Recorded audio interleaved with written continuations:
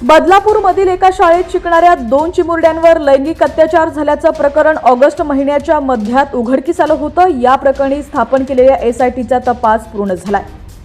लैंगिक अत्याचार प्रकरणातील आरोपी अक्षय शिंदे यानं वैद्यकीय तपासणी सुरू असताना डॉक्टरांसमोर आपला गुन्ह्यातील सहभाग कबूल केला होता, अशी माहिती एका वरिष्ठ अधिकाऱ्यांनी दिली आहे। याचा उल्लेख पोलिसांनी दाखल केलेल्या आरोपपत्रात केलेला आहे।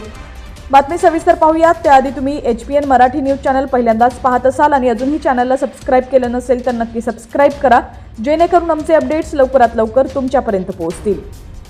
डॉक्टर, शाळेचे कर्मचारी, फॉरेन्सिक टीमचे अधिकारी यांच्यासह 20 जणांची साक्ष नोंदवण्यात आली आहे। पोलिसांनी विशेष न्यायालयात आरोपपत्र दाखल केले। तपास करताना आरोपीनं डॉक्टरांसमोर आपण गुन्ह्यात सहभागी होतो असा कबुली जबाब दिल्याचं आरोपपत्रात नमूद करण्यात आलंय।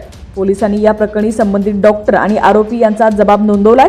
याशिवाय वैद्यकीय चाचणीचा अहवाल आणि 20 जणांची साक्ष हे आरोपी अक्षय शिंदेवर असलेले आरोप सिद्ध करण्यास मदत करणारे ठरतील। अक्षयच्या पहिल्या पत्नीच्या जबाबानंतर आता दुसऱ्या पत्नीनंही त्याच्या विरोधात जबाब नोंदवलाय।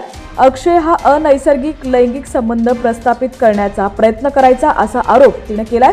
अक्षयच्या या विकृतीपणाला कंटाळूनच आपण माहेरी निघून गेल्याचंही तिनं जबाबात म्हटलंय।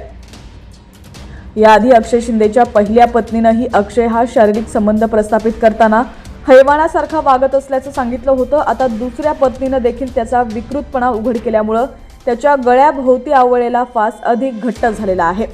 आरोपीच्या कबुली जबाबात 2 आरोपपत्र तयार करण्यात आलेली आहेत। त्यांची एकत्रित पृष्ठसंख्या 500हून अधिक झाली आहे। पुरावा म्हणून घटनेच्या दिवशी शाळेच्या मुख्य गेटमधून आत प्रवेश करणाऱ्या आणि बाहेर पडणाऱ्या आरोपीचे CCTV फुटेजही जोडण्यात आले।